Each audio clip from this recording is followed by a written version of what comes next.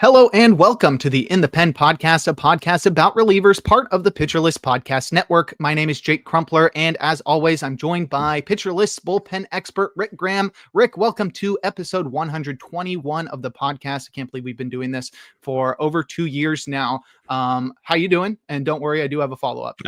Good. Okay. Yeah, I'm doing well. Getting ready for the long weekend. It'd be nice to have an extra day off here. I was worried I didn't have that. My constituent asked me, like, hey, do we get Monday off? And I was like, it sneaks up on you sometimes. Yeah. It's we get like minimum holidays. We get 6 days off all year. And it's like the big holiday. So yeah, Memorial Day doesn't stick in my head as like one of the 6 biggest holidays. No. Yeah. But like Memorial Day and Labor Day are always nice to have that little break. Yeah. Yeah. I mean, this is like the first day off that we get since New Year. So yeah, that's the thing too. Like there's no holidays up until exactly. So it's pretty goofy. Well, what I did want to talk to you about outside of baseball, obviously, which is what we're here to talk about for the majority of the podcast, but I was on my phone yesterday and I somehow ended up on the Airbuds app, which is an app that allows you to be friends with your friends, and then you can see what kind of music they're listening to. So you just have a feed of all the songs you're listening to. I'll let the listeners know. Rick was on a Red Hot Chili Peppers binge the other day, and I'm all for it. I'm a huge Red Hot Chili Peppers fan, but you had a lot of like singles on there, stuff that is not on their main albums. I know from the Tell Me Baby EP. I really like Mercy Mercy. That's it's a pretty underrated song. You were also listening to the new Unlimited Love album, which was cool. And I think the most recent single they released, which is The Shape I'm Taken. Yeah. Those are all so good. I was so surprised seeing you like listening to not mainstream Red Hot Chili Peppers. Oh, that's the thing for me is like I'm not a huge fan of like a lot of their hits, their mainstream stuff. I mean, some of it, I mean, like sure. But there's only so much I can hear, like Can't Stop or, so Under the Bridge. Under the Bridge too. It's like, it's great. Good song. Pretty much anything in the like Frusciante is the guitarist, anything in his catalog, him and Flea, I think are just, really great together. So anything he's back on those new albums. He's back on at least Dream Canteen. I'm not. He was on Unlimited Love too. Yeah. Okay. Yeah, and you can totally feel it. Like, obviously, like I love the albums that came out before that, like I'm With You and The Getaway. I think they're underrated. Yeah, but there's something like I think the first song I saw you were listening to Go Robot, and I was whoa, let's go. That song's a slapper. But I think those albums are really underappreciated. But with Frusciante coming back, I think you can really feel the energy sort of pumping up on those songs, and just the guitar solos are so much different, and just all the licks are so much different. I think it's great. I love having them back. The Chili Peppers are one of my top 3 favorite bands, so I'm pumped every time they release music. I saw them. We'll bring it back to baseball. I saw them at Fenway. It was my first concert ever at Fenway, actually, a couple years ago. That was a really good time. And, nice, and they'll play like, because they have a lot of radio, songs that have been played on the radio all the time, but they won't play. They'll play like they'll play a lot of their hits, but they'll also mix in some songs that you're like, whoa, they're playing this like on a random, Sunday or Saturday at Fenway Park. Like, pretty cool. So yeah, good show. What actually I've been listening to mostly. Ooh. Oh no, my earphones just died. That's really weird. If I can solve this. Okay, I think I can hear you. Okay. Okay, we're good. We're saved. Wow, that was really lucky there. Okay. But anyway, I've been listening to their cover album from the Hall of Fame, Rock and Roll Hall of Fame. Oh, right. Performance that they did. So they've got some really interesting songs on there, like Beach Boys, and just like stuff that you would never expect them to be singing. And honestly, I really liked it. It's very different, but that's what I've been listening to the past couple of days. And it's crazy the range that they have, and just all the different kinds of sounds you get from the Chili Peppers. But I'll use your transition from your performance, or their performance in Fenway that you got to see live, which I'm super jealous of. I mean, Chili Peppers in general, but at a baseball stadium, especially one as historic as Fenway, is pretty dope. But we're here to talk baseball. Obviously, we'll run through the news, injuries, and transactions from the past week. Then we'll discuss the 3 up, 3 down section where we talk about the closers rising and falling on Rick's weekly closing ranks. And lastly, we'll close things out with our main topic as we wrap up the second half of last week's podcast and discuss the unluckiest relievers in baseball. But let's start with the news and notes, beginning with the news, obviously, as Jose Alvarado was suspended 80 games for performance-enhancing drugs. That news actually skipped by me, and the first time I heard of it was when Rick DM'd me on wherever he DM'd me. I was like, oh, no, and I had to just drop him everywhere. Sunday, like at noon, I posted on Twitter, I was at a movie, we never do this, but we went to a movie at like 11 a.m. on Sunday, and then like the news broke at like 11:20, so I got out of the movie at like 1:30, and I didn't even see the news. I went to I have him on every roster, and I just start seeing like SUSP next to his name. I'm like, what's going on? Did he like throw at somebody and get suspended for 2 games? No, full 80-game suspension for PEDs. So yeah, brutal for me and for a lot of people. I mean, I think I had him on like 80% of my teams. Wow. Yeah, so all of a sudden I'm not in such great shape for saves. And I wonder, like we talked about him last week and like how Romano is starting to get some saves. I always wonder, like, do teams have like some sort of inkling as to like when, because there's sometimes some tells. I forget, like someone else who got suspended. It's like I know what you're talking about. Limiting his playing time. Yeah, it's like, did they know, or like, because I was just weird that like Romano was getting saves when Alvarado was pitching so well.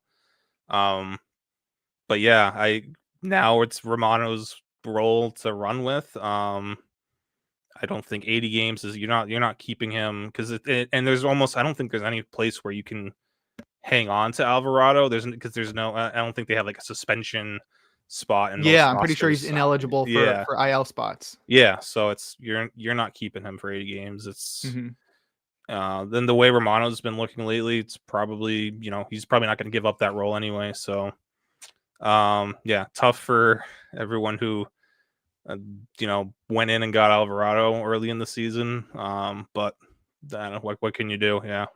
Yeah, pretty unfortunate, but hey, people who have Jordan Romano are feeling pretty good. I had Romano in one league. It was one of my 15-team leagues, and I dropped him after like 3 weeks. Sure, it makes sense. Yeah. It did make sense at the time, but I've been regretting it ever since, as he started to move into the closer role even before Alvarado was suspended. So now we're in a position where, I could have seen it coming, but also I couldn't have seen it coming. All right. Yeah. Our next bit of news involves Justin Martinez, who is expected to return from the 15-day IL on Friday. Obviously, people listening to this recorded will be confused by the way that I said that, but we record on Thursday nights. So as of now, this is a future bit of transaction. So therefore, it is news in my mind. So Justin Martinez should be back tomorrow over the weekend. Time to drop Shelby Miller, huh?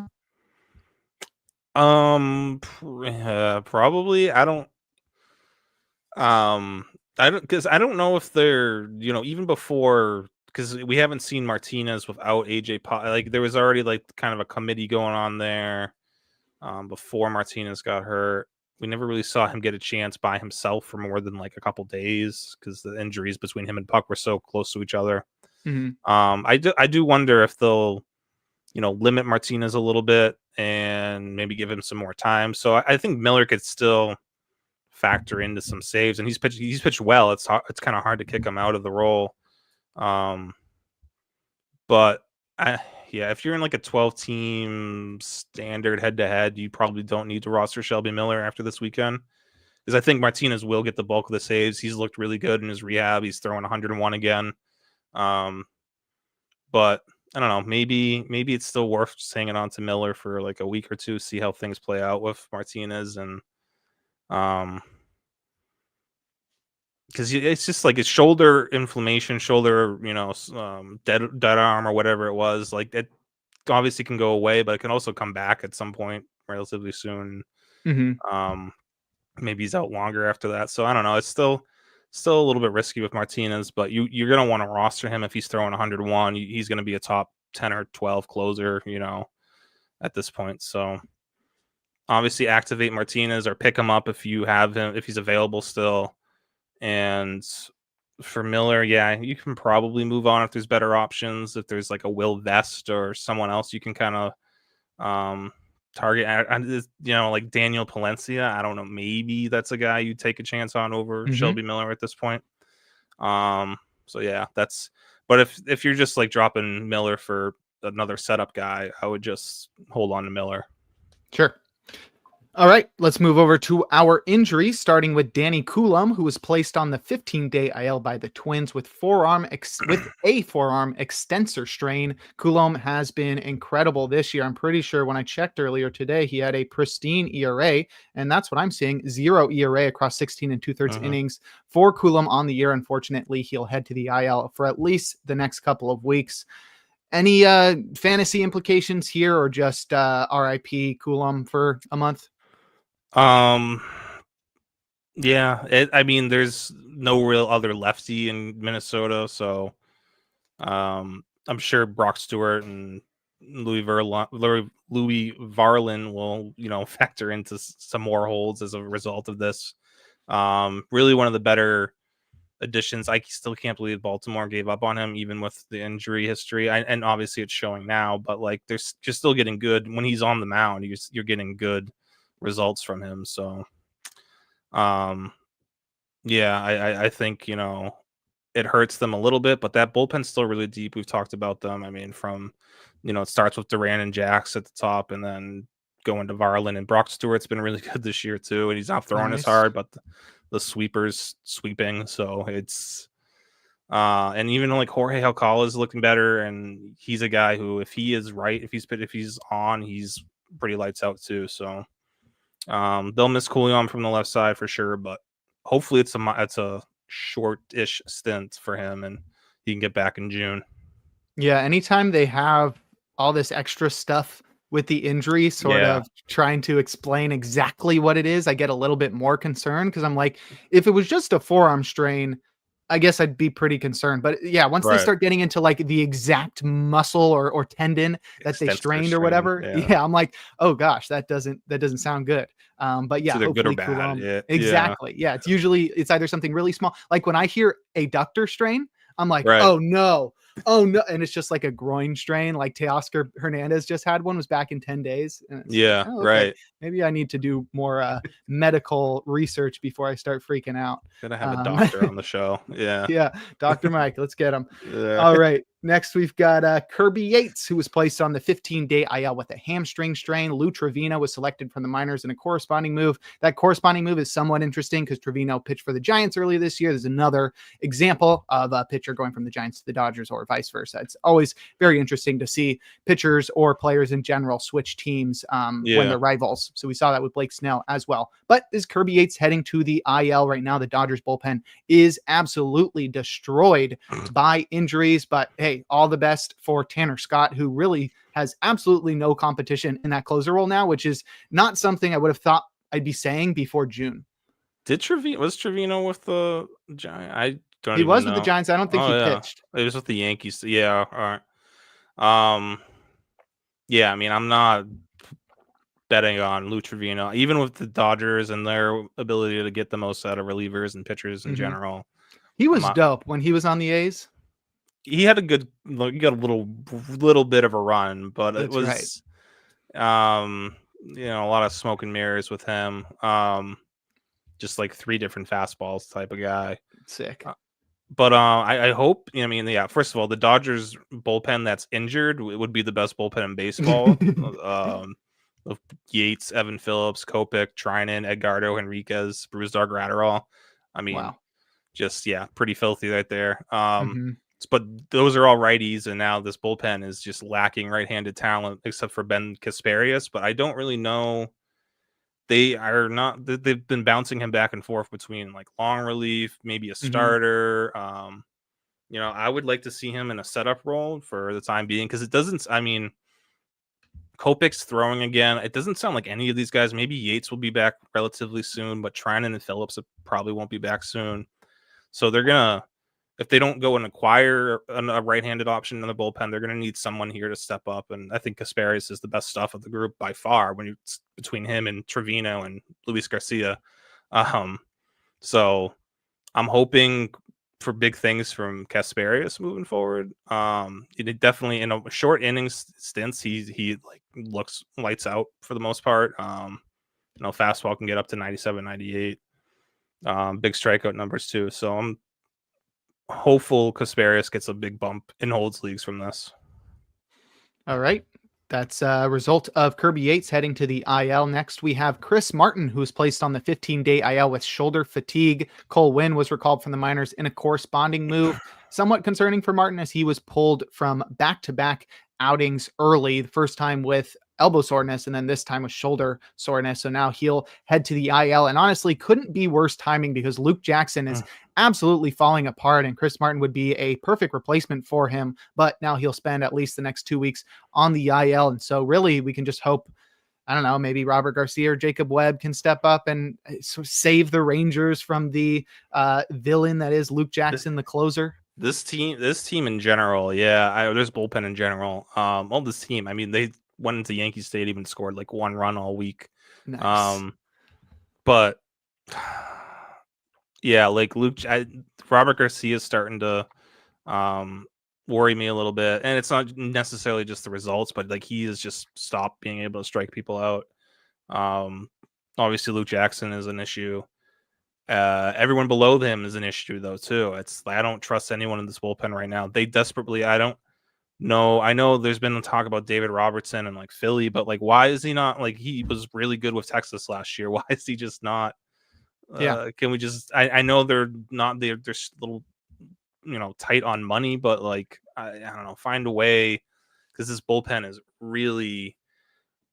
I mean, it might be talent wise. It's like might be the worst bullpen in base. I mean, I know the Rockies are here, but like the Rockies at least have some talented arms in that bullpen. Like this is really dicey here. With like there's not a lot of swing and miss in this bullpen right now. Yep, not looking great in Texas, especially with Chris Martin heading to the IL as well. Next, we have Porter.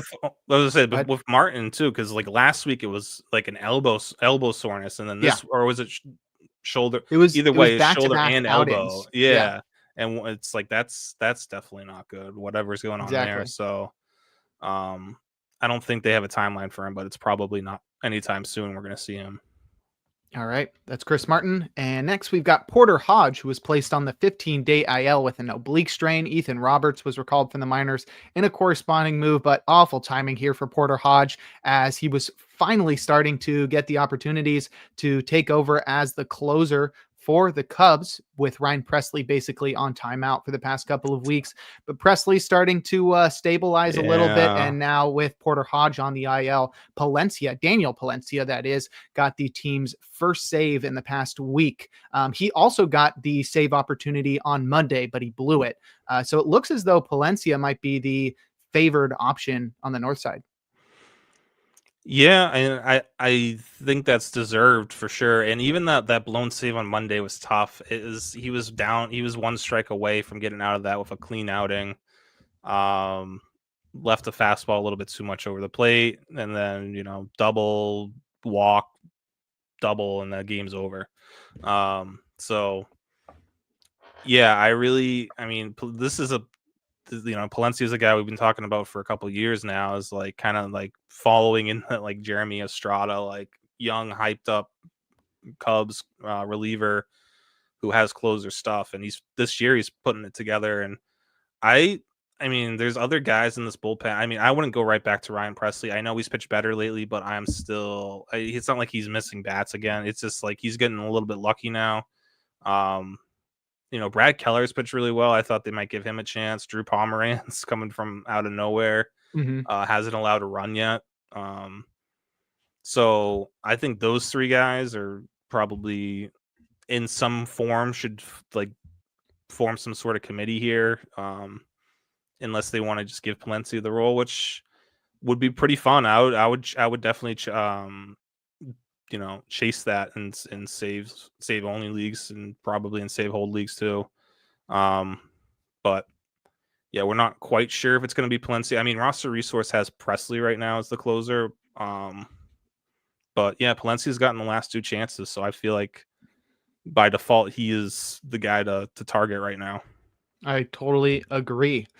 Next, we've got Fernando Cruz, who was placed on the 15-day IL with shoulder inflammation and MRI ruled out structural damage for Fernando Cruz on his shoulder. So that's good news. He's probably going to be back in 2 to 3 weeks. But while he's out, that will open up some holds. He's been really good for the Yankees this year, 38% strikeout rate, sub-3 ERA. So they'll definitely be missing him. I think this means Devin Williams is probably going to see higher leverage opportunities. They've been sort of pitching him in like the 7th a lot. So I think he's starting to work back into the 8th. Yeah. So I think this will allow him to push up that ladder even more. Obviously, they just want to see him continue to perform when he's on the field so that they can have the confidence to send him out there and not just get immediately booed by the Yankees fans. But what other fantasy implications do you see as a result of Fernando Cruz's IL assignment?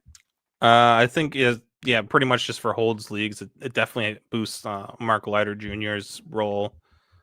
He's already has 6 holds on the year, which is just 1 less than Fernando Cruz anyway. But I feel like now Leiter Jr. is definitely going to be, factoring in as that 7th inning guy for them.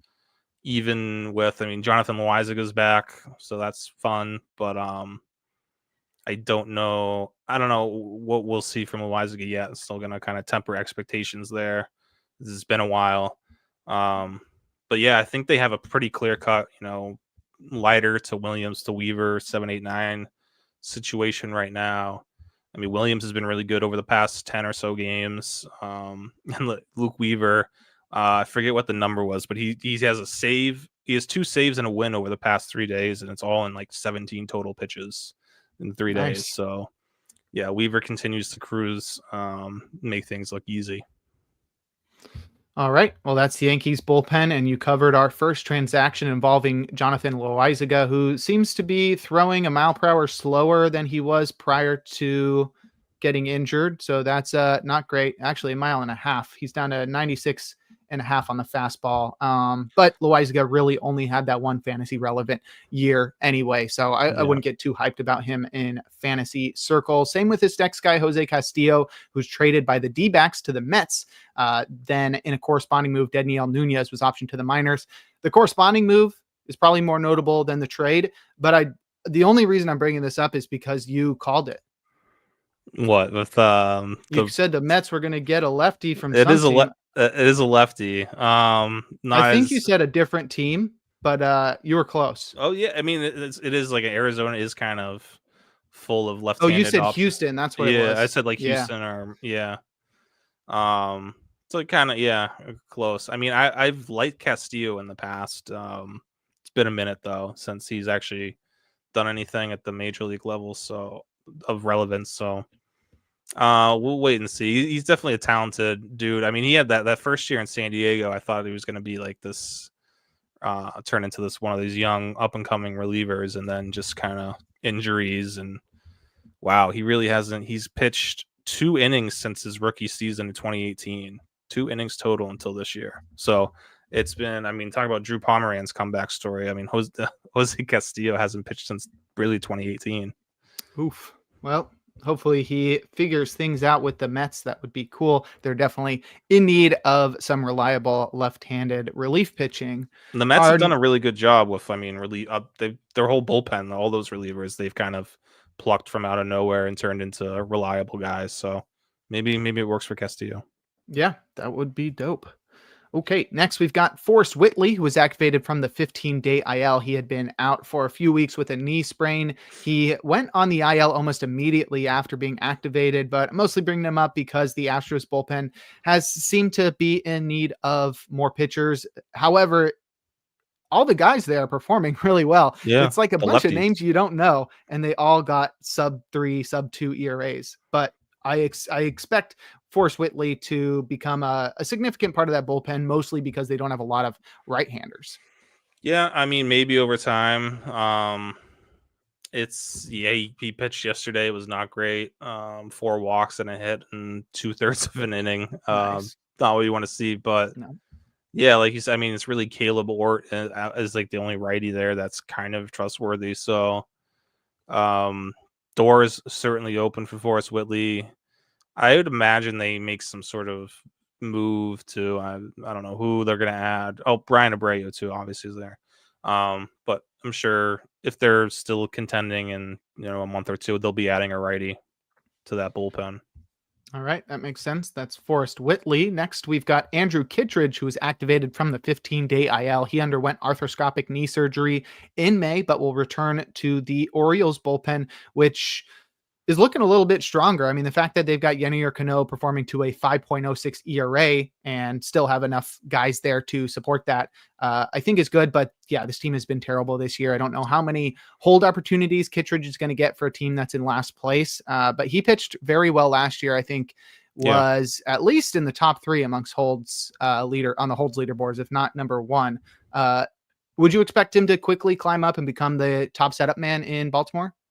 Yeah, one of the top 2 setup men. I think Cano needs a bit of a break and just needs to get removed from high leverage at the moment. Brian Baker's been their best reliever by far all year, and he deserves to be their 8th inning guy, if not, 9th inning guy, the way Bautista's looked lately.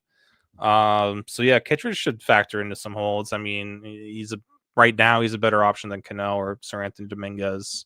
But yeah, it's a disappointing season from a lot of the names in this bullpen right now.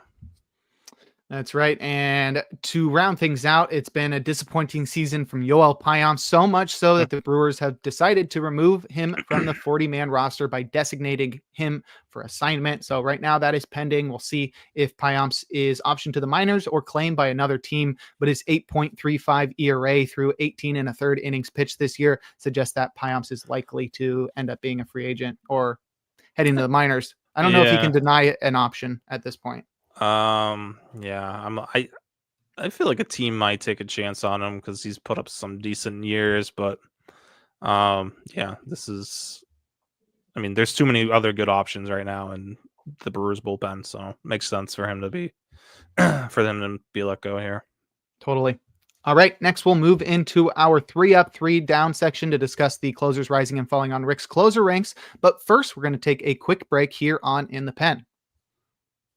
And we're back. Jake Crumpler here with Rick Graham on In the Pen discussing relievers. We're entering our second section of the podcast to discuss the closers rising and falling on Rick's closer ranks. We've dubbed this the 3 up, 3 down section. Let's start with our risers and begin with an obvious one in Jordan Romano, who's overtaking Jose Alvarado as the Phillies closer. And I think there's a ton of reasons to boost him up. And I think one of the obvious ones is that no more competition from Alvarado. Well, yeah, that's the easy one. That's why he went up like, I don't know, 20 spots or so. But he's also just been pitching really, good lately.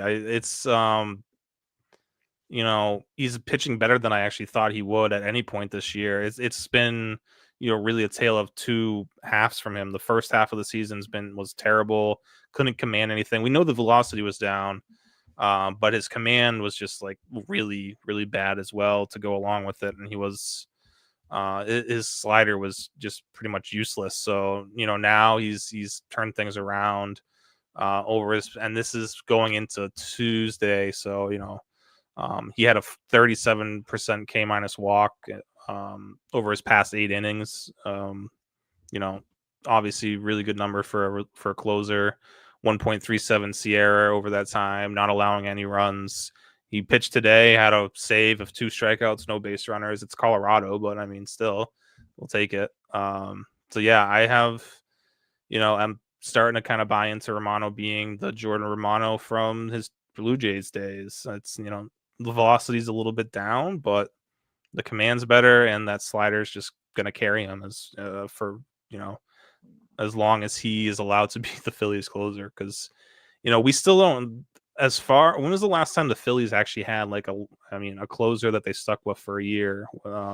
Even they've had some, I guess Carlos Estevez for the most part. Kimbrel to Estevez, yeah, I guess.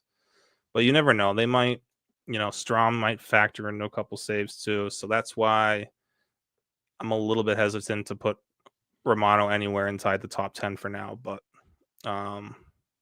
yeah, he's if he's still available in your league, you got to go pick him up now because it's going to be too late after this weekend.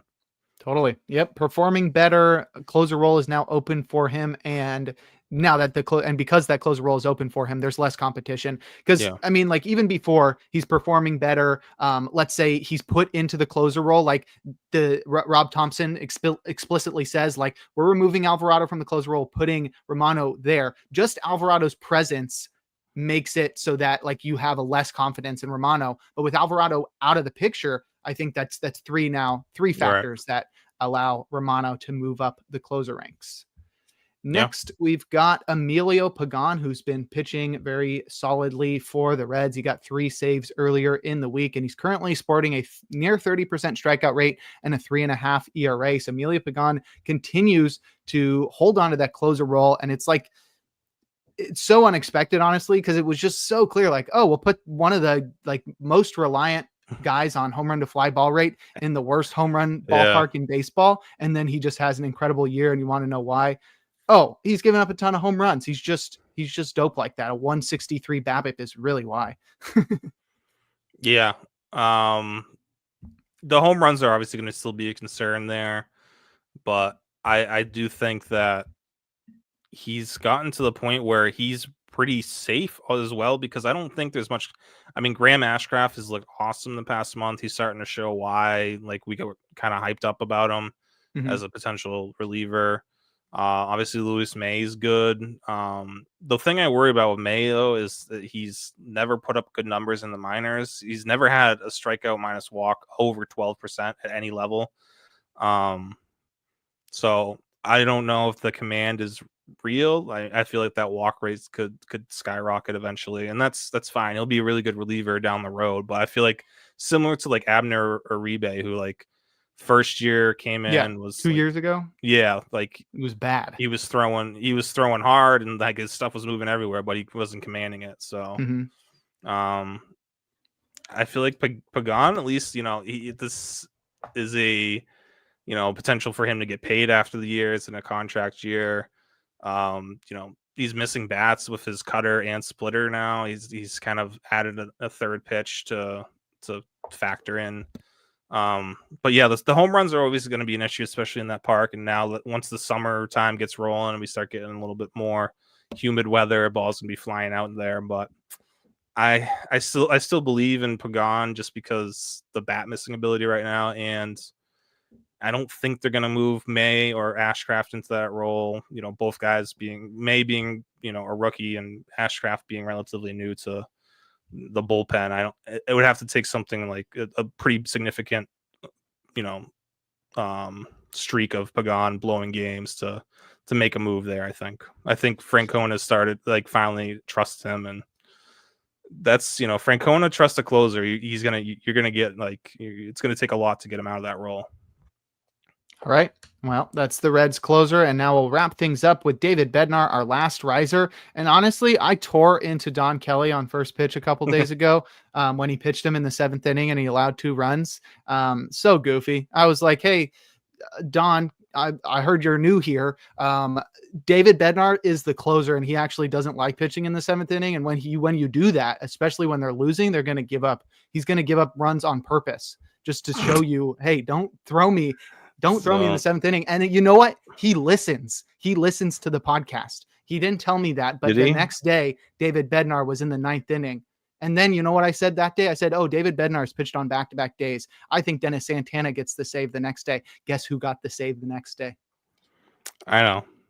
But that's because Bednar wasn't available. I'm just saying, and that was because I told Don on first pitch, I said, hey, Don, David Bednar's pitched on back-to-back days. He doesn't do well on a 3rd day in a row. You got to throw Dennis Santana today. And he listens to the pod. I'm telling you, this is not like a story. I'm just telling you as like a fact of what you're happened. Basically running the Pittsburgh I'm Pirates the manager of the Pirates. Nice to meet you. No, I don't know what to do in Pittsburgh. I feel like both guys are rosterable. It's like a poorer version of like what's going on in New York with Weaver and Devin Williams. I'd probably rather those 2 guys, or at least Williams. But Bednar, I mean, it's hard to ignore what Bednar's done since he came back. 39.2% K rate, 36.4% CSW, 1.29 Sierra since he's returned. That's over 12 plus innings. And Santana's been good, but he doesn't miss bats like Bednar does. He's gotten really lucky. Just a 13.8% K rate, 4.20 Sierra since Bednar's return. So if you're asking me which guy I would rather put into that closer situation based off those numbers, it's definitely David Bednar. But I understand he has obviously struggled in that role. He's blown some games. He's got a couple of losses. But I think he's at some point you got to let him go. You got to let him just try roll with that role. And you're best off. Same with the Yankees. The Yankees' best situation is Weaver being their high leverage guy, and Williams being the closer. And I think the same thing goes with Pittsburgh, with Bednar being the closer, and Santana being kind of the guy they can bring in to get them out of jams. So I think they'll move back to Bednar eventually. The next week or two will be very telling, though. If they can pull string together a couple wins in a row. Yeah, I mean, Don might get confused this weekend with Trevor on the podcast, but Trevor told me I need to cover him on Saturday night. So there's actually Don, if you're listening, again, yeah, I'm gonna be doing that Saturday night podcast for First Pitch. So it'll only be 2 days. Don, don't worry. I'll be back telling you what to do with the bullpen in no time. But those are our risers. As those guys rise up the list, others need to fall to accommodate them. So let's start with our fallers, beginning with Felix Bautista, who has really struggled over the past week. Just looking at his past week of games, every single outing, more than 20 pitches, a loss, a blown save, just not doing well, which it's weird because he had sort of entered this week pretty stable. Yeah, he was pretty steady for the last month or so. He had looked like he turned the corner. We had him on the up list last week, and then now, the walks have become an issue. 5 walks over his last 3 outings. And I wonder if some of it has to do with the situations he's been in, because I know one of them, it's been kind of weird situations, and obviously Baltimore is just, things are just kind of unraveling there, it feels like, and it's from the top down. It's their guys in their lineup are struggling who don't usually struggle. Bullpen's now struggling, that Cano usually never has issues, and he's having issues. Bautista. So hopefully it's just like a little bit of a fluky rough patch and he can straighten things out. But yeah, if you just look at the overall numbers for the season, it's very Felix Bautista like. Just the walks are not too surprising to me, but the lack of strikeouts and swing and miss has been an issue. And the velo had been getting better. It was trending up. It's still in the 97 range. It's not terrible. He should be able to work with that. So trending down, but I'm still not totally I'm not out on Felix Bautista or anything, but this whole Orioles organization right now just feels very stay away worthy, I would say, for most fantasy aspects. Yeah, it's not going great in Baltimore. Our next faller is Kenley Jansen, who turned it around in the second half of the week with a trio of saves, but that ERA is up to 5.28 on the season. And did you had him in the top 10 last week or something? No, I had him in the top 15. Yeah. Okay. And it's we talked about how RAISEL Iglesias is kind of becoming more of a Kenley Jansen. And I feel it's Iglesias is last couple year Kenley Jansen. Now Kenley Jansen of today is more of Carlos Estevez or Kyle Finnegan, where he's going to get save opportunities, but that's about all I can confidently predict for him. I don't think he's, let's see, he's not missing bats anymore. 10.2% swinging strike rate is fifth worst among active closers, with Carlos Estevez, Ryan Walker, Kyle Finnegan, and Luke Jackson in front of him, which is that's the group that he is with now. It's the Finnegans, Jacksons, Estevez, CSW is only better than Robert Suarez. Robert Suarez, another guy who's not missing bats really well at a good high clip right now. Pete Fairbanks is another guy who's kind of in this category right now where it's very middling stuff. Doesn't get any chase anymore. The velo's not there. So yeah, that kind of grouping with like the Fairbanks, Finnegan. I feel like Suarez is a little bit better despite the low CSW marks. I feel a little bit more confident with his ability. The stuff's still able to throw 99 except for today when he was like sitting 96 and a half. But yeah, Jansen is just kind of a lot of blue, just like you look at his profile, you're going to see more blue than red these days. Yeah, he's a mid pitcher, but he's a closer. But he's a closer, exactly. So he's him, and if you want to roster, if you feel comfortable with Jansen, Estevez, Finnegan, go for it. I won't tell you no, but I personally am just not going to be invested in those guys. All right. And our last faller is Pete Fairbanks. You mentioned him in that grouping with Jansen. Been a rough week for him. No save opportunities for a while. Like you said, the swing and miss has been missing from Fairbanks' game. What else has you pushing Fairbanks down your closer ranks? Yeah, it's just it's out of his control, the lack of saves, but yeah. The lack of swing and miss is not. I thought maybe it was going to get better over time. The velo started to creep back, but it's not changing anything. There's not a lot of metrics to get excited about with him like there used to be in the past, and he's already at 20 pitches or 20 innings. So do we only have 20 more innings, or is he actually going to break 45 innings this year? It's like, we might be. Good point. I mean, there might not even be much left for him this season. So trade.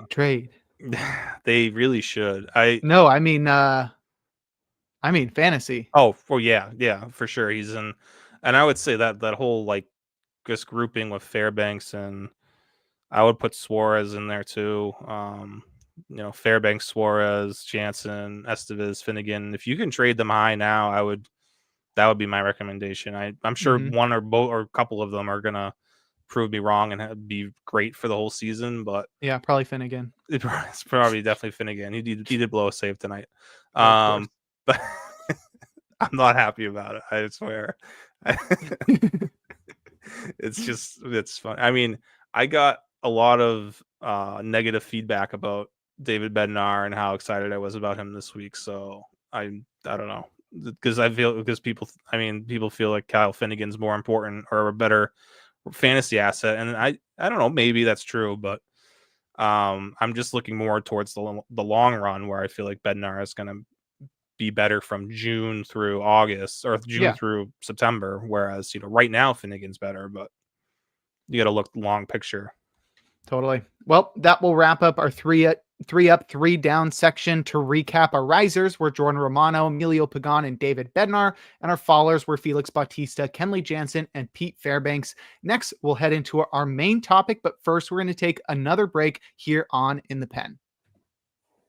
And we're back. Jake Crumpler here with Rick Graham on In the Pen discussing relievers. We're heading into our main topic where we're going to discuss the unluckiest relievers in baseball. And the way we've gone about determining this is taking a pitcher's ERA and discovering the difference between their xFIP and SIERA and finding the players with the largest differences.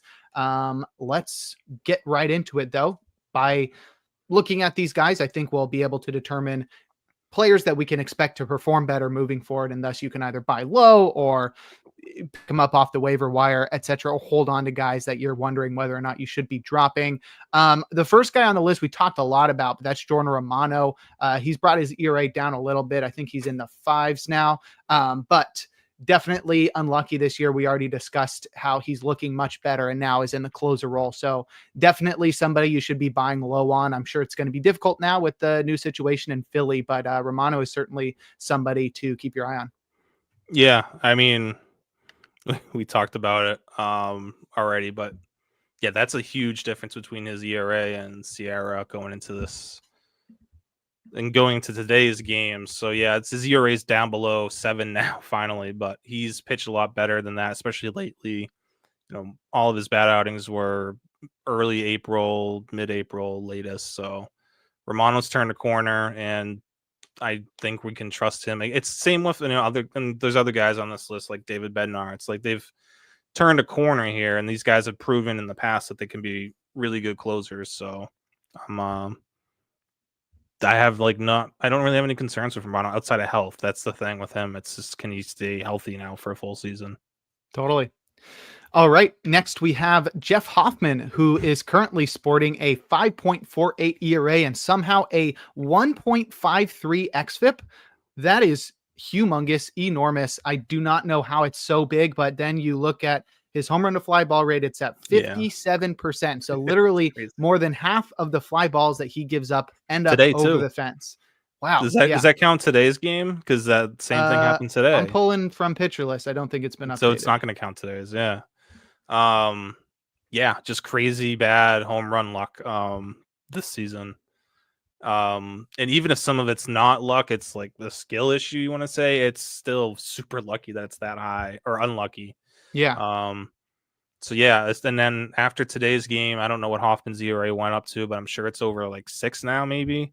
So great buy low opportunity if you can flip like Kyle Finnegan or Carlos Estevez for Jeff Hoffman in some league. Like, I mean, that just would be awesome. I mean, you take that and run.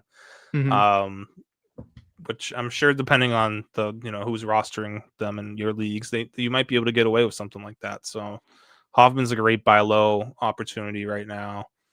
Totally, especially because he's still got the closer role. I was sort of concerned that with the struggles, they might just remove him from the role to try to get his confidence back. But I think they must be looking at the same numbers we are. Yeah, and they're looking at this plus something even more, more in tune with his actual results. So sure, I mean, Hoffman's gonna be fine. The home run luck is just crazy because he's like, it's like either a home run or a strikeout. He's like the 3 true outcome of pitchers. It's the weirdest thing I've seen. Yeah, but he doesn't really walk people that much. He doesn't really walk. It's just a home run. Yeah, it's just strikeout or home run. Two true outcome. So yeah, I'm not concerned. And like I was gonna say, Jimmy Garcia hasn't exactly been great lately either. He's been fine, but nothing spectacular. So I feel like they're going to be comfortable. I don't think Hoffman's in danger of losing his role at all here. I agree. All right, next we've got Griffin Jax, who is currently sporting a 4.98 ERA, very unlike him, but that comes with a 1.68 xFIP, which suggests that Jax is going to be much more fortunate moving forward. He's currently sporting the highest strikeout rate of his career at 37%, paired with the lowest walk rate of his career at 5.3%. I think all of his struggles can be blamed on, once again, Hotel, the holy trinity of equating luck. His BABIP is over 400. His home run to fly ball rate is 27%, and his left on base rate is 64%. All of those terrible marks in the bottom 30% of baseball. So Jax really just needs some better batted ball luck moving forward, and he's going to be just the same old Griffin Jax as before, and maybe even better, suggested by his new and improved strikeout to walk ratio. Yeah, and similar to Romano, that was like most of those struggles were really early in the season, and he's figured things out, turned a corner here. Mm-hmm. So yeah, no worries at all about Griffin Jax. Even in I think he's once again viable in save only leagues just because of the ratios and strikeouts you're going to get from him. Yeah. So just back to Hoffman real quick, because I had to look this up.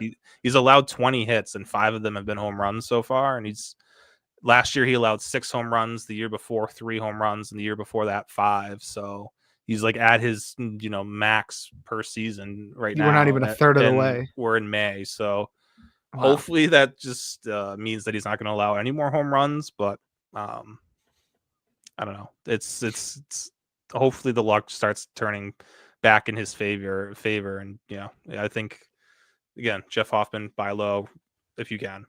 Griffin Jacks buy low as well. And on the next guy, Devin Williams has a 6.88 ERA on the year. The xFIP is at 3.87, but his FIP is at 2.80. I think there's some indication here, a lot of indication outside of Williams' history of being one of the best relievers in baseball that suggests he's going to bounce back. But also you have that added support of like, hey, Devin Williams used to be super dope. I don't see why that should change unless his stuff is completely different. And I haven't seen anything to suggest that. Yeah, we talked when he was removed, then we talked about how the stuff's still the same. It's just, something, either he's tipping pitches or something isn't, something weird is going on here. And it seems like they figured out, and, the team's not going to come out. No one's going to say what was the issue, but they figured something out because he's been much better in May. He's allowed, he's only allowed runs in, let's see, one game in his last 11 outings. And the strikeouts are getting back to where they used to be too. 5-7 strikeouts over his last 4 outings. So that, with no walks too. That's the big thing. Only 3 walks in the month of May. So I think they asked Boone on Tuesday about what, is Williams going to get his job back? They asked Williams about it too. And they're kind of non-committal about what's going to happen there, but I still think we see Williams back in that role by the end of the month if he keeps pitching well. And Weaver's been awesome too. It's, and it's a tough situation for Boone, and both guys are free agents. Like, I'm sure they're looking to get paid obviously in the off season. So we'll see the dynamic there. Williams obviously wants to be the closer. He said that he doesn't care as long as they win games. That's what anyone's going to say, but he wants to be the closer. He came in to be the closer. He wants to prove he can do it. So he's better than Luke Weaver. He is. Oh, no doubt. I mean, Weaver's pitching really well lately, but we talked about him last week as being one of the luckier guys. And I think the Yankees are at their best when Williams is getting the 9th and Weaver can be that high leverage guy who can kind of float around and pitch when they need him to pitch. All right. Next, we've got David Bednar, who we've already discussed plenty today, but he's got a 5.02 ERA that comes with just a 2.05 xFIP, which suggests that Bednar has actually been pitching really well under the radar. And if you look, he's got a 33% strikeout rate. That is the highest of his career, and a 4.8% walk rate. That is the lowest of his career. And that's probably not even indicative of how well he's been pitching since returning from the minor leagues. So David Bednar looks like he's going to get the majority of save chances in Pittsburgh, and it looks like he's going to bounce back pretty quickly. Yeah, I mean, that's the thing is, like, the majority of save chances in Pittsburgh. He's Rick, don't worry. I know you got Don right here. I know you're in Don Kelly's ear. But yeah, I mean, it is good to see that he pitched the 9th and Santana pitched the 8th the other night. And then, Santana got the save the next day, but that's because Bednar wasn't available. So I think Bednar is in line to get their next save, but we'll have to wait and see. But yeah, it starts with when we talked about his issues early in the season, just being able to throw that curveball for a strike just to mix that in. That's been a huge addition, a huge help for him getting back to being really good again. So he's gonna still get barreled a little bit, like his fastball. If he doesn't locate it well, if hitters sit on it, it's still pretty hittable. But he's still, their best reliever talent wise. So I'm hopeful for Bednar to have a good second half. Again, he's probably either someone you can get for really cheap, or he's sitting on your wire still, maybe. So yeah, I'd buy into a second half resurgence from David Bednar. All righty, me too. Next, we've got RAISEL IGLESIAS, who's really struggled this year, where he's looking at a 5.89 ERA, but it comes with a 3.73 xFIP that suggests future better performance for RAISEL IGLESIAS. I think the thing we're seeing here, though, is that the floor is rising. and the ceiling is falling. I think he's a guy who's obviously getting older. We're not going to see the same peaks that we saw in the years past. I mean, this is the highest xFIP of his career that I'm able to see on Pitcher List, but he's seen his ERA sort of consistently rise. And while his stuff has diminished, his strikeout rate has fallen. There's lots of factors pointing to RAISEL IGLESIAS becoming less of a pitcher he was before, but not this much less, not 5+ ERA less. I still think he's going to be solid, but with that new floor, I mean, do you think it's possible that somebody like Pierce Johnson or somebody like Daysbel Hernandez, who's performing better on paper than Iglesias, to somehow take over that role? Or do you feel confident that the Braves are looking at the numbers we're looking at and are like, hey, he's going to be fine. Keep him in that role. Yeah, I think he'll get a very long leash here. He's obviously dealt with some bad luck here. He is more of a 3-ish ERA guy at this point, but that's still fine. I mean, compared to their other options, I know Pierce Johnson's been pretty good for the most part.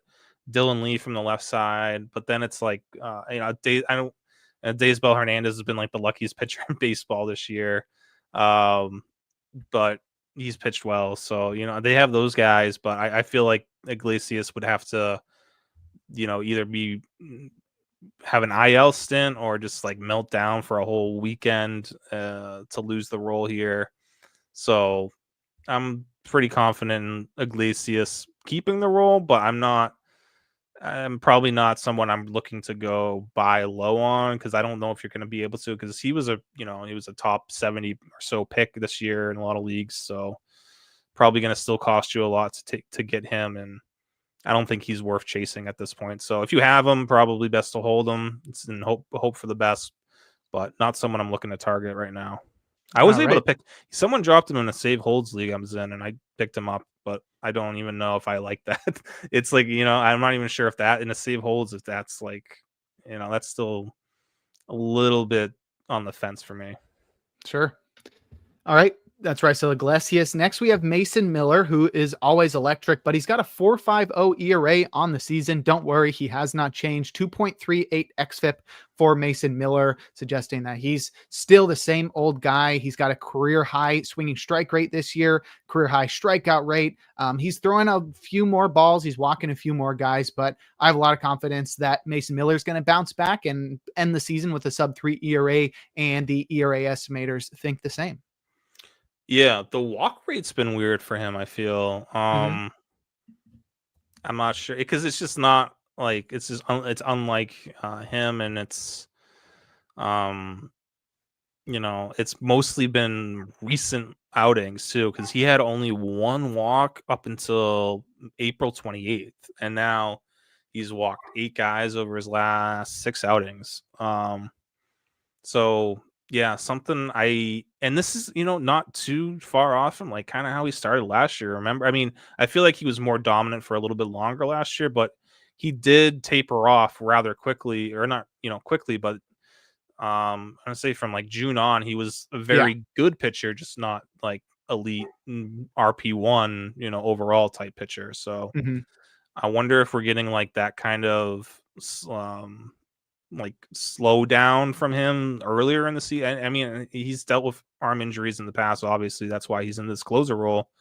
But it is at least good to see that he's still striking out guys, even in these rough outings he's had recently. Strikeouts have been there, so yeah, I'm not overly concerned. I still think he's the guy you drafted. I guess he's a decent buy low opportunity if you can get him, but he's probably still going to take a lot. So probably just a guy, if you have him, you hold on to him and try to buy low, but you're probably not going to want to give up what it's going to take to get him. All right. Next, we've got Mason Montgomery, which a great pairing to follow Mason Miller. They share the same initials. I've been calling Montgomery Mason Miller from the left side. And so far, 5.40 ERA suggests he's not been great, not living up to the potential that his stuff has. But xFIP is on the same boat that Rick and I are on, thinking that Mason Montgomery is a lot better than the ERA suggests. His xFIP is at 3.39, and Montgomery stuff is just so dope that I think he's going to be awesome no matter what. But the ERA estimators also suggest and support that idea. He's just really raw. He doesn't he has the best stuff in any reliever in baseball, probably. Just the command isn't there yet. He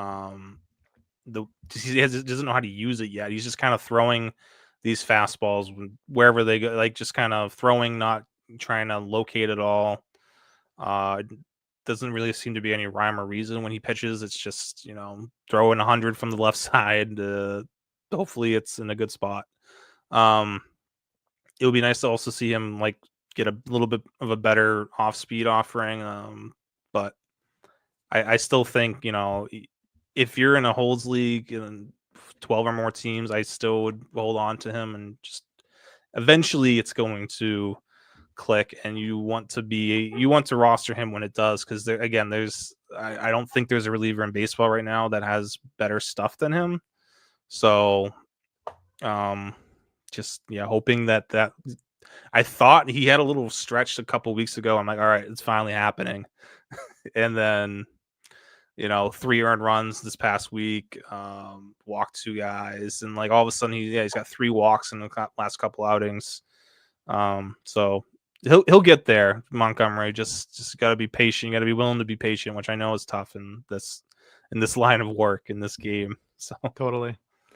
Yep, that's Mason Montgomery. Next, we've got Kirby Yates, who's got an injury. He's on the IL. We talked about him earlier, but he's also got a 4.34 ERA that is way too high if you look at his xFIP of 1.72 in the 98th percentile there for Kirby Yates. He's clearly carrying over what he had last season, and that's even...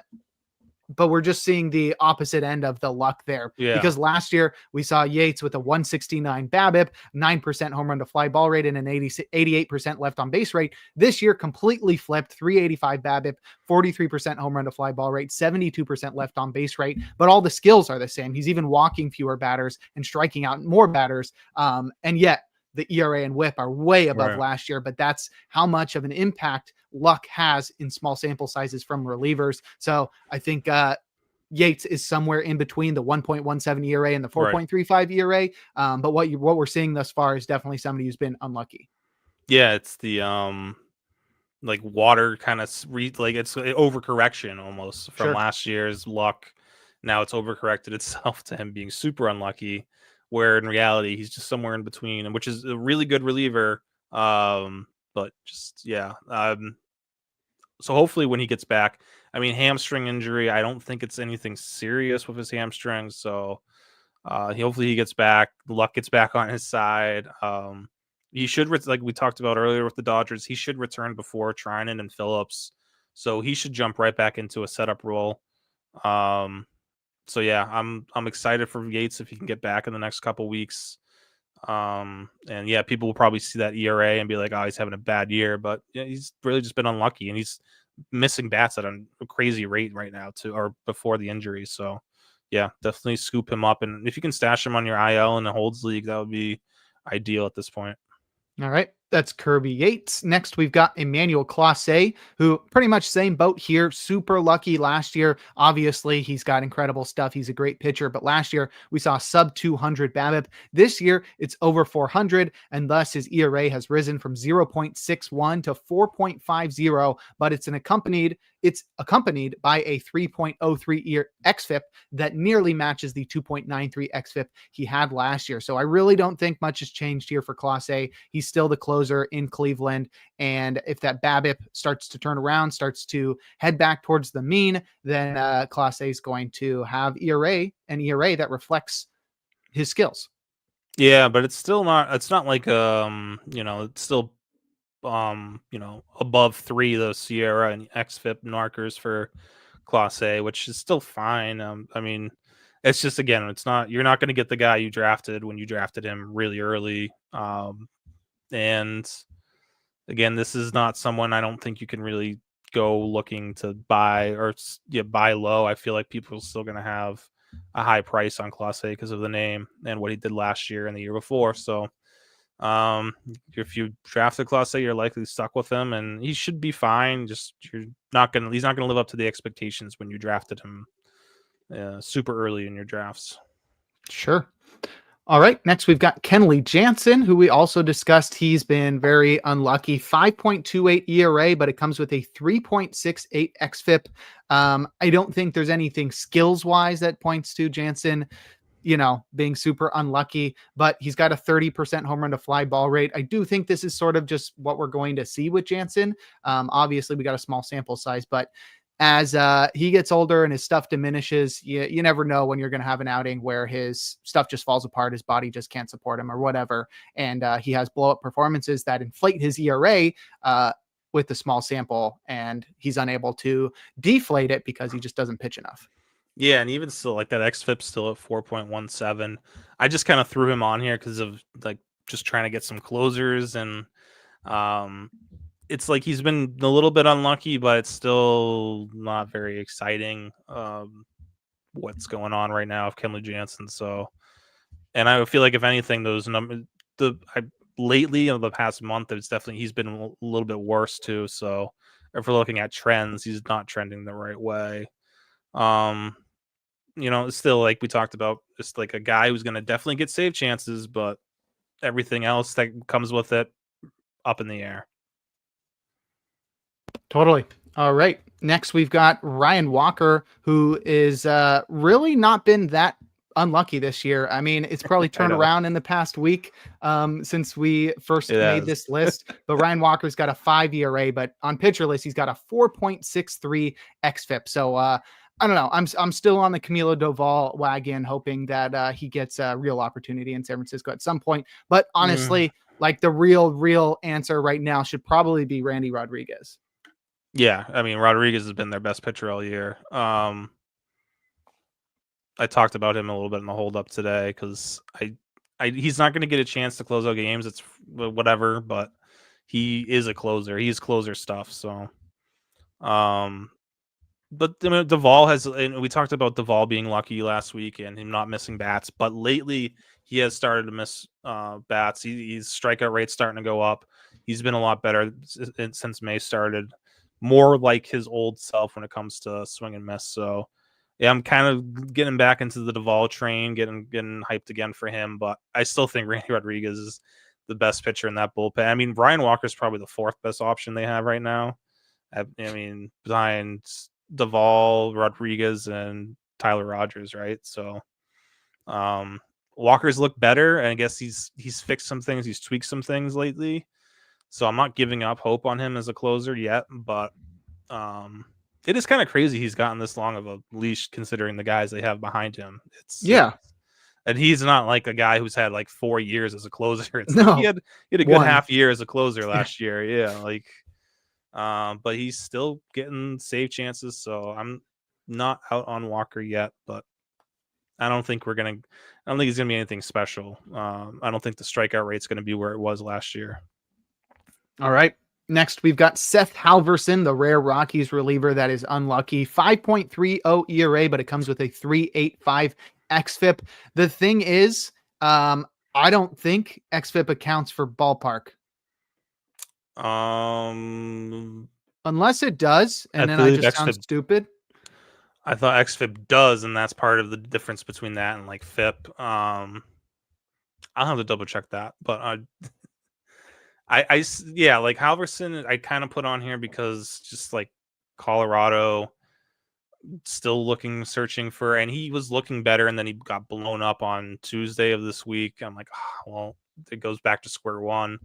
But I still want to believe in Seth Halverson. Maybe it's not this year. It's probably not going to be this year because of the Rocky start, but I feel like there's a good closer in Seth Halverson. Maybe when I don't know when the Rockies are going to be good again. It's when, I don't. And that division's so brutally tough too. It's like if you're, it's hard to compete with anyone in that division. So, yeah, I'm going to be searching for Rockies closers, even in no matter how desperate you are. Mm-hmm. But I feel like Halverson can still be someone who, maybe you can roster him in NL only league at some point and not totally hate yourself for it. Yeah, that would be nice. To go back to xFIP, I think I was right about that one. It adjusts home run to fly ball rate. It adjusts for league average rate of home run to fly balls. And my whole point here was that xFIP doesn't account for BABIP, which is incredibly inflated in Coors. And I think a lot of people think of Coors as like, big home run ballpark. It's going to be a bunch more home runs. It is more home runs in Coors, but the effect on BABIP is so much more significant than it is on home run to fly ball. So xFIP accounts for home run to fly ball rate, but it doesn't account for BABIP. It says that's owned by the pitcher. So I think, in my opinion, that's not owned by the pitcher a lot of the times. And it can really fluctuate a lot depending on where a pitcher's playing, who's behind them defensively, and what kind of stuff they're throwing. Right. In this case, pitching for the Rockies in Coors with that defense behind him, his BABIP is already automatically going to be like at least 350 or something, which is not accounted for by xFIP, which honestly, if you now put that all together, I think that means his xFIP should be lower. Yeah, I mean, that defense is pretty good behind him. That's the one thing that they have going for him. But I mean, I think Tovar is a pretty good defender, and obviously Doyle in center. But yeah, and McMahon's a Gold Glover. McMahon, yeah. So yeah, I guess it could be lower. I don't know. Maybe I'm not doing that in my head. I would think that if it were accounting for BABIP and adjusting BABIP to league average, then it would bring down Halverson's BABIP and would thus reduce his expected ERA. Right. You got that one. I saw that. That locked right in. Yeah, that locked right in. I know. I was thinking, yeah, Sierra takes into account ballpark factors. Okay. And is his Sierra lower than his xFIP? By where is it? By like 0.12 points. So not a little bit. A little bit. All right, we're getting close. I'm gonna be a scientist someday. Right. Your science degree. Yes. But yeah, moving on. Sure. Ryan ZEFERJAHN. Just ignore the Rockies relievers for now. Okay. Sure. All right. Ryan ZEFERJAHN is our second to last player. We pumped him up a couple weeks ago when we were talking about pitchers with the best stuff, guys who stood out in underlying metric, and ZEFERJAHN was one of those guys. And I think a lot of people may be confused by that, seeing a 4.76 ERA. But if you look at his ERA estimators, xFIP has him at 3.26. This is Ryan ZEFERJAHN. He's got incredible stuff, striking out a ton of guys. Top setup option in LA. I don't know what there is not to like about ZEFERJAHN other than like the Angels pitching development is just not ideal.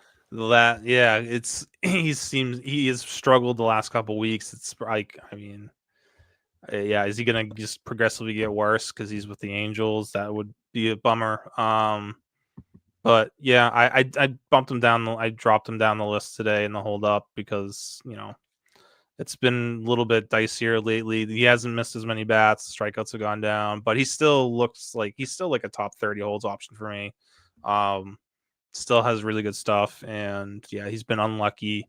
Really, the only thing that has been bad is the ERA and WHIP, and that walk rate could be a little bit better. It's at 10.8% right now, but Abner Uribe's walk rate's at 10.8%, and he's been lights out. So 10.8% is not the worst walk rate. You can still be productive with that, especially when you miss bats like ZEFERJAHN can and Uribe.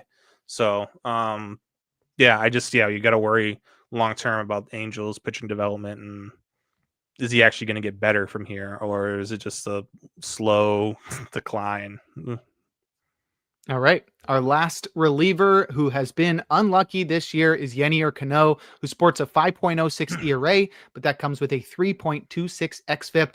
I was confused why they keep throwing Cano in high leverage situations, but now I am much less confused. He's been very unlucky this year, and what stands out to me first is a 50% home run to fly ball rate. He's another guy who's just every time, just like Jeff Hoffman, every time a ball goes in the air, just flip a coin, whatever it lands on, it's either going to be a home run or the other, which is a not. Yeah, and it's a weird because I mean Cano's he's a sinker guy too. It's you'd expect ground balls, and his ground ball rate's always pretty good. But yeah, home runs have been wild this year for him as well. I was at actually the first Orioles game I ever went to. He allowed 2 home runs, I believe. So I was there to witness some. That was actually his first bad outing of the year, so I might have had something to do with that. I don't know. I'm just saying. But yeah, I I mean, we've always worried with him, like the bat missing ability. So if he does start, balls are going to be put in play on him. He's going to have luck is going to be a big factor in how successful he is. But I still think, obviously that home run rate's going to come down. He's not this unlucky. He's not going to be this unlucky all year round. But yeah, like we had talked about earlier, Kittredge coming back, and Brian Baker being really good, it could be bad timing for him keeping a high leverage role in Baltimore, because I'm sure Kittredge, they're paying a lot of money. They're going to give him a chance to get some holds, and Baker definitely deserves a chance too. So Cano might be relegated to low leverage duty for now, but someone to keep an eye on for the second half at some point maybe. Alrighty. Well, that will wrap up our list of the unluckiest relievers in baseball. To recap, we discussed Jordan Romano, Jeff Hoffman, Griffin Jax, Devin Williams, David Bednar, RAISEL IGLESIAS, Mason Miller, Mason Montgomery, Kirby Yates, Emmanuel CLASE, KENLEY Jansen, Ryan Walker, Seth HALVERSON, Ryan ZEFERJAHN, and YANNIER CANO. That will do it for today's episode of In the Pen. Rick, why don't you go ahead and plug your social media and anything else you're working on? Yeah, you can find me at I am Rick Graham on socials. Working on just the usual closing time coming out on Tuesdays, and then hold up on Thursdays, and Save Plus Holds coming out Friday afternoons. All right. You can follow me on Twitter at Jake Crumpler. You can follow the pod at In the Pen Pod. You can find all of my work at crumplerbaseball.com. Most notably, you can catch me live on the First Pitch podcast Sunday through Wednesday nights, or recorded Monday through Thursday days. And then obviously on the In the Pen podcast every single week. And you can find more of my work over at baseballhq.com. But that'll do it for episode 121 of In the Pen. We'll talk to you all next week.